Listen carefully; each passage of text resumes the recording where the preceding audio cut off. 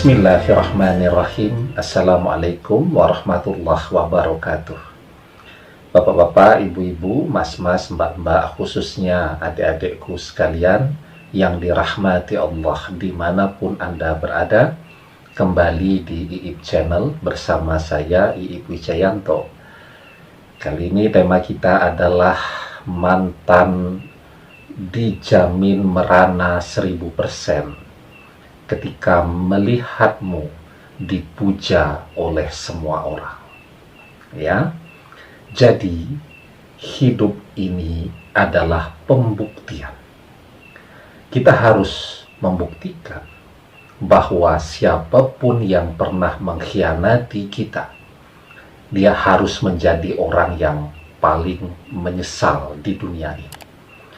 Karena itu, untuk membuat mereka menyesal dan merana, kuncinya Anda harus menjadi seseorang yang dipuja oleh semua orang.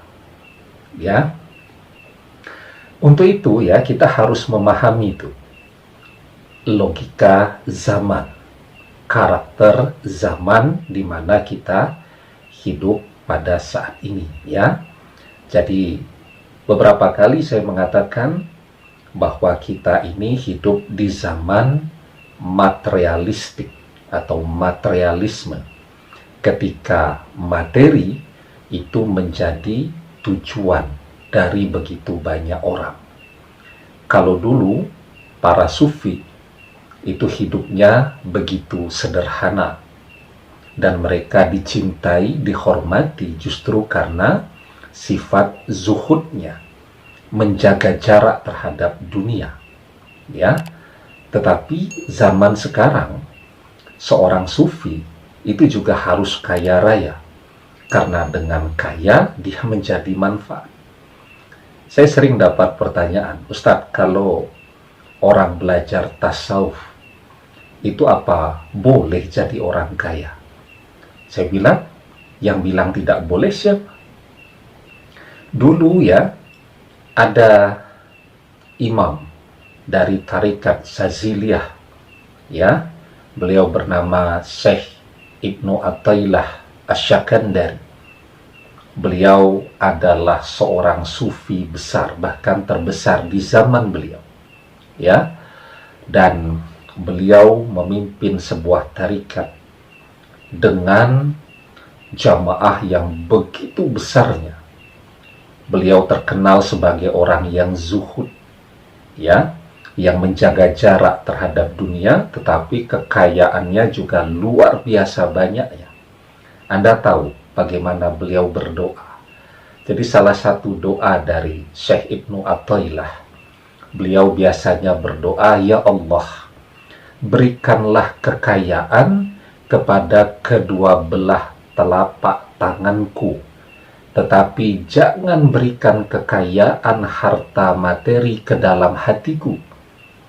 Sehingga bagi beliau, kekayaan yang dia miliki itu adalah alat dan sarana untuk bisa memberikan manfaat, sehingga beliau betul-betul dicintai dan karya-karya kemanusiaannya tetap dikenang hingga hari ini.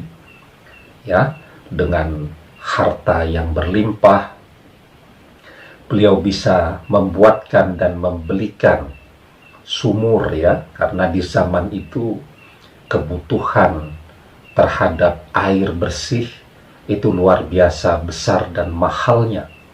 Ya, orang untuk mendapatkan membeli air bersih di zaman Imam Ibnu Athaillah itu harus antri berkilo-kilometer setiap harinya.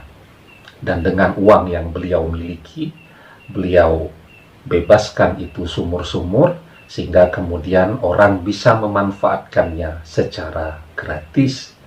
Ya, beliau memberangkatkan murid-muridnya untuk menunaikan ibadah haji, untuk belajar sampai kemana-mana. Beliau membangunkan masjid-masjid, madrasah-madrasah, rumah sakit.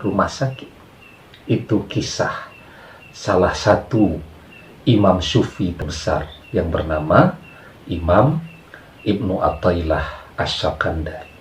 ya. Nah, jadi sekarang itu salah satu logika yang selalu seiring sejalan dengan zaman, ya, bahwa ketika orang kaya, maka banyak orang kemudian akan mendekat kepada yang bersangkutan. Seperti logika, ada gula, ada semut. Dan kita memang dianjurkan, ya. Tidak ada yang bilang bahwa untuk menjadi orang yang saleh itu Anda harus tidak punya apa-apa. Justru kesalehan, ya, selama hati kita terjaga itu bisa dicapai. Salah satunya dengan memiliki materi yang berlimpah ruah. Karena dengan materi yang berlimpah kita bisa berbuat lebih untuk banyak orang, ya.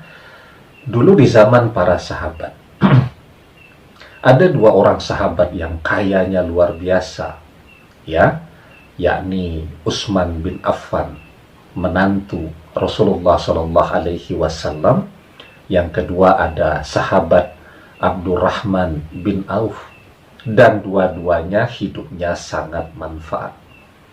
Ya, Anda kalau pernah menunaikan ibadah haji atau ibadah umroh, kalau Anda ke kota Madinah Al-Munawwarah, ya, itu nanti ada hotel yang namanya Dar El Taqwa. Letaknya langsung di pintu Masjid Nabawi, gerbang Masjid Nabawi. Kalau saya tidak salah, kalau penomorannya belum berubah, pintu 25, pintu 26, Hotel Dar El Taqwa. Itu di bawah pengelolaan langsung, jadi bukan swasta, pengelolaan dari pemerintah Saudi Arabia. Sejarah dari hotel ini sangat menarik, ya. Hotel ini dibangun di lahan kurma dari sahabat Utsman bin Affan, ya. Jadi Utsman mewakafkan kebun kurmanya. Seiring perjalanan mendatangkan keuntungan, kan? Keuntungannya disimpan, dan setelah itu disedekahkan, sampai masanya berganti, pelebaran terus Masjid Nabawi, kebutuhan terhadap penginapan meningkat, akhirnya lahan itu dibangunkan hotel, keuntungannya ratusan miliar setiap tahun, ya, sehingga kemudian didistribusikan oleh pemerintah Saudi Arabia ke seluruh dunia untuk program membantu makanan bagi orang-orang yang kelaparan di Afrika, ya. Kemudian beasiswa pendidikan untuk mahasiswa-mahasiswa dari seluruh dunia.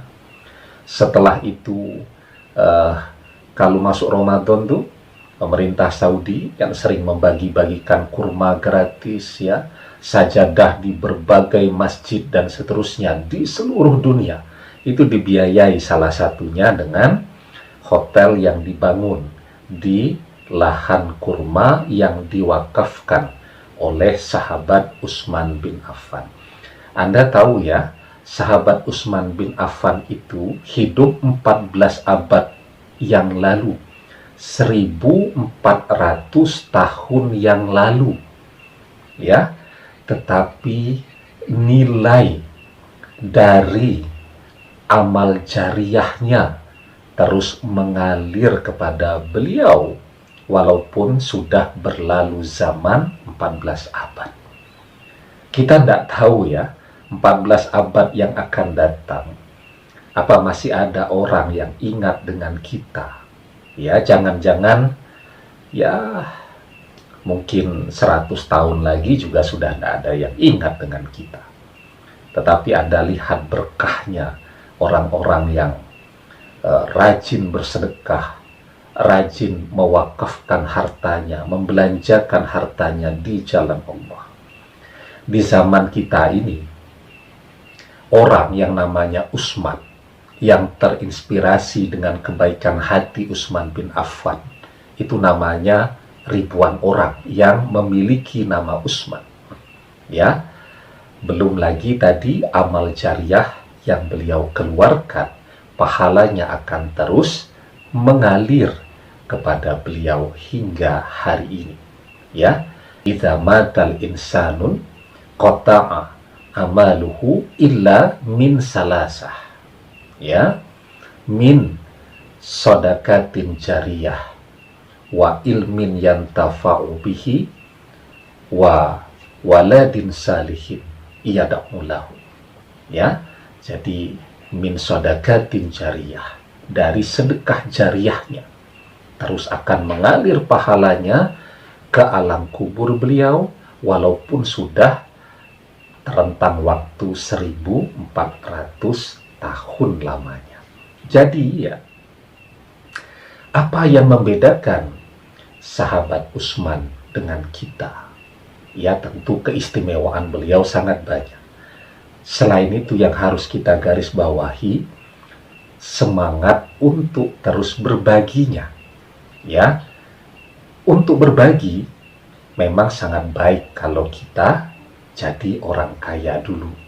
Tetapi kan untuk bisa berbagi sesuatu, kalau nunggu jadi kaya raya, tentu masih agak lama, butuh proses, butuh waktu. Tetapi Anda teruskan bisa berbagi sebenarnya setiap hari. Kalau ada uang sedikit ya bisa disedekahkan. Kalau ada ilmu sedikit ya bisa Anda bagikan kepada banyak orang. Dan ilmu ya itu beda dengan uang di bank yang Anda tabung. Ilmu itu tambah Anda sedekahkan, tambah Anda bagikan kemana-mana secara gratis, ikhlas, maka ilmu tadi akan menjadi tambah tumbuh, semakin kaya. Ya, saya sudah merasakan betul. Jadi kalau ilmu itu saya biarkan hilang, tetapi dengan terus kan komunikasi dengan teman-teman, menasehati teman-teman, ilmunya jadi lengkap, jadi ingat terus, ya, dan kemudian jadi banyak, karena ketika ada yang tanya begini, saya butuh belajar, cari tahu, sehingga ilmu tadi menjadi terus berkembang, ya. Nah, jadi yang pertama yang harus Anda lakukan, Anda harus menjadi orang yang selalu rajin berbagi kepada orang lain dengan niat ikhlas untuk meraih ridho Allah Subhanahu wa Ta'ala, ya. Nah, kemudian yang kedua, nikmat sehat yang Allah berikan kepada kita itu harus kita syukuri. Cara bersyukurnya bagaimana? Ya dirawat, dijaga, ya. Karena saya kok yakin orang akan mencintai kalau Anda sehat. Kulit wajah Anda kencang, itu menunjukkan insya Allah Anda tidak punya sakit gula, minimal kan begitu ya. Karena salah satu misal ciri dari orang yang punya sakit gula atau gulanya tinggi, biasanya kulitnya tidak kencang atau agak keriput misalnya begitu ya. Kenapa ini penting ya? Kalau Anda sakit dan penyakitan, saya yakin tidak ada orang yang kemudian datang untuk mencintai atau datang tak mendampingi merawat orang yang sakit. Semua orang akan suka bergaul ya, akan mencintai kalau orang tersebut sehat ya. Begitu. Nah, jadi syukuri nikmat kesehatan yang Allah berikan kepada kita. Kalau masalah ganteng dan cantik ya, memang ada orang yang lahir sudah ganteng, sudah cantik. Tetapi insya Allah kan untuk menjadi sehat semua orang punya kesempatan untuk itu. Ya. Nah, kemudian ya, yang ketiga yang perlu Anda lakukan juga sekarang adalah meluruskan niat Anda. Ya, kenapa faktor niat ini menjadi sesuatu yang penting? Karena niat ini adalah landasan terhadap seluruh kegiatan, seluruh aktivitas, seluruh amaliyah. Belum tentu kelihatan orangnya ibadah, tetapi hatinya memang untuk niat ibadah. Kan bisa saja orang beribadah misal di kantor karena ingin mendapatkan apresiasi yang bagus dari pimpinan. Orang beribadah di rumah ya untuk dipuji oleh mertua atau calon mertuanya. Ya. Yang penting itu hatinya ikhlas. Karena riya itu akan membuat ibadah tadi menjadi sia-sia. Ar-riya'u yukhbitul amal kama yukhbitu syirku. Ya, jadi riya itu akan menghabiskan amal seperti halnya perbuatan syirik. Riya itu apa?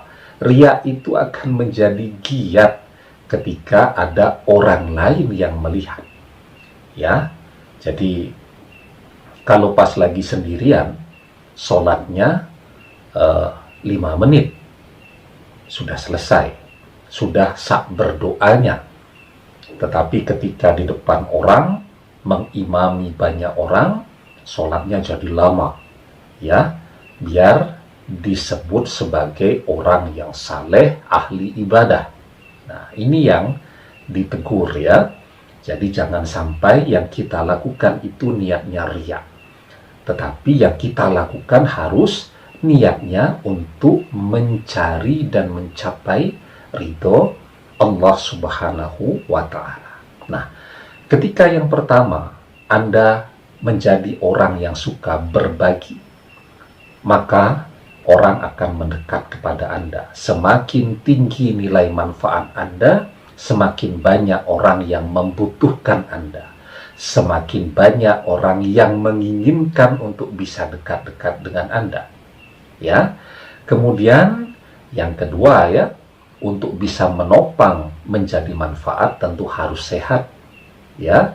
Kemudian yang ketiga, Anda perkuat dengan niat yang ikhlas, maka Allah akan menggerakkan seluruh manusia untuk mendatangi Anda.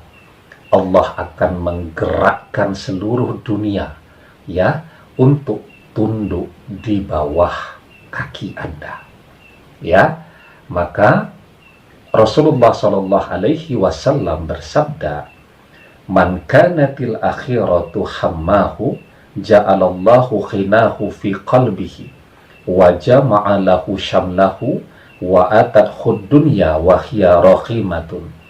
Barang siapa yang niatnya adalah untuk menggapai akhirat, maka Allah akan memberikan kecukupan dalam hatinya.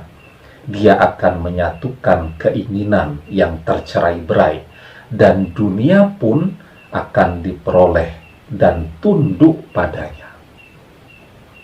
Ya, demikian. Semoga bermanfaat. Wallahu a'lam bissawab. Billahi taufiq wal hidayah. Assalamualaikum warahmatullahi wabarakatuh.